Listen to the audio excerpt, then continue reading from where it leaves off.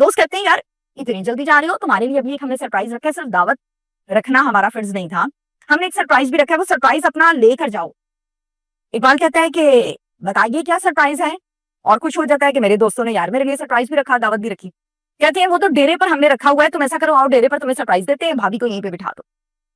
कहता है ठीक है कोई मसला नहीं, बेगम को बिठाता है वहीं पे और डेरे पर इनके साथ चला जाता है। अब किस किस के साथ जाता है? नदीम, शफीक और मंसूर के साथ, जो कि इसके जिगरी यार है। तीनों दोस्त इकबाल को डेरे के एक कमरे के पास लेकर गए, कहते हैं यार यहाँ पे तुम्हारा सरप्राइज रखा है, आओ तुम्हें पकड़ा दें।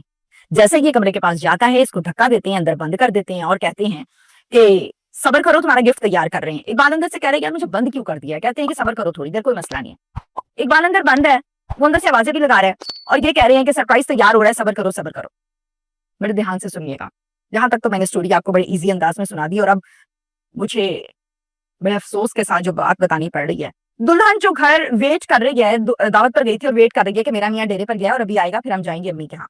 तीनों इसके साथ जबरदस्ती उसी जगह पर जाकर ज्यादती कर डालते हैं। नदीम ज्यादती करने के बाद कॉल करता है उसी डेरे पर एक मुलाजिम को और कहता है कि इकबाल का दरवाजा जो मैंने बंद किया था उसको तुम खोल दो।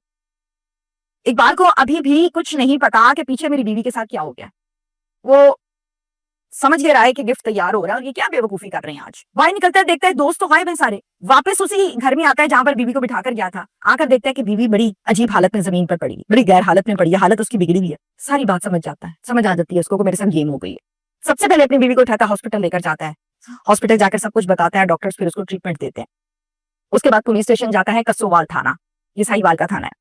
वहां पर एक एफआईआर दर्ज करवाता है और उस एफआईआर में 3 नाम मुल्जिमान के लिखता है जो कि नामजद मुल्जिमान है।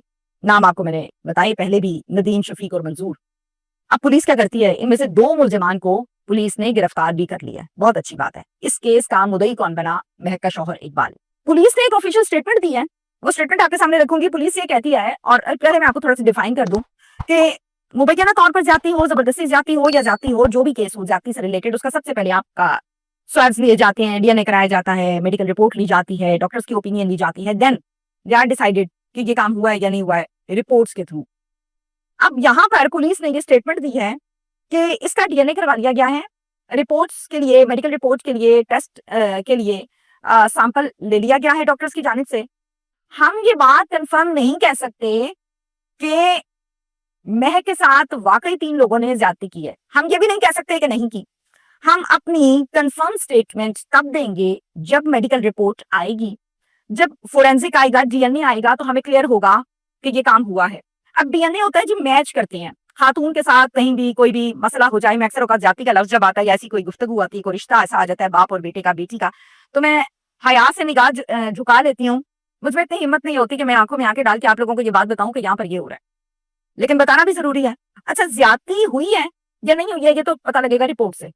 जाहिर है जब डिटेल्स आएंगी, रिपोर्ट्स आएंगी, तो उससे चीजें क्लियर होंगी, तो वो कंफर्म ये कहा जाएगा कि इसके साथ ज्यादती हुई है। पुलिस की ये स्टेटमेंट है जो कि जायज है, दुरुस्त है। हमारे माशरे में स्पेसिफिकली मैं इस केस की अगर बात करूं तो बड़ी हैरानकुन बात है कि जिगरी यार हैं, शादी हुई, कैसे प्लान कर लिया कि इसी की बीवी को निशाना बना लेंगे और ऐसे ऐसे निशाना बनाएंगे और वलीमे वाले दिन।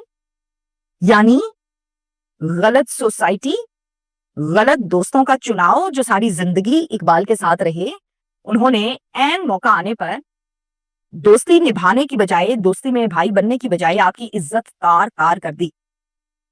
तो हमेशा अपने दोस्त बनाते हुए जरूर सोचें, 1 करोड़ मर्तबा सोचें, बनाना है या नहीं बनाना, इस काबिल है या नहीं है, दिल का राजदान बनाना है नहीं बनाना, कंधा देना है या नहीं देना। ये बड़ी इंपॉर्टेंट चीज है, मैं आपको बता रही हूँ। लिख लें मेरी बात को, लिख लें। आज आपका एक मुखलिस दोस्त हो इस माशरे में, आपको 10 की जरूरत नहीं रहती, नहीं रहती जरूरत। एनफ एक बहुत होता है आपका दुख दर्द सुनने के लिए। चले, इस बात से भी इनकार नहीं किया जा सकता कि लोगों की सोशल गैदरिंग्स होती हैं, दोस्त यार होते हैं और बहुत ज्यादा होते हैं, ओके डन होते हैं, लेकिन चुनाव के टाइम देख तो लें कि ये दोस्त बनाने के लायक भी है या नहीं है। इसको साथ बिठाया भी जा सकता है कि नहीं बिठाया जा सकता, और बिठाने के बाद कहीं मेरे ही घर पर हमला तो नहीं कर देगा जैसे कि इस केस में हुआ। तो ये छोटी सी गलती इकबाल की थी, अगर वो सही सोसाइटी का इख्तियार करता तो शायद आज ये दिन ना देखना पड़ता। और इन लोगों को, इन तीनों को ऐसी इबरतनाक सजा मिलनी चाहिए कि आइंदा कोई ऐसी हरकत के बारे में ना सोचे। Thank you.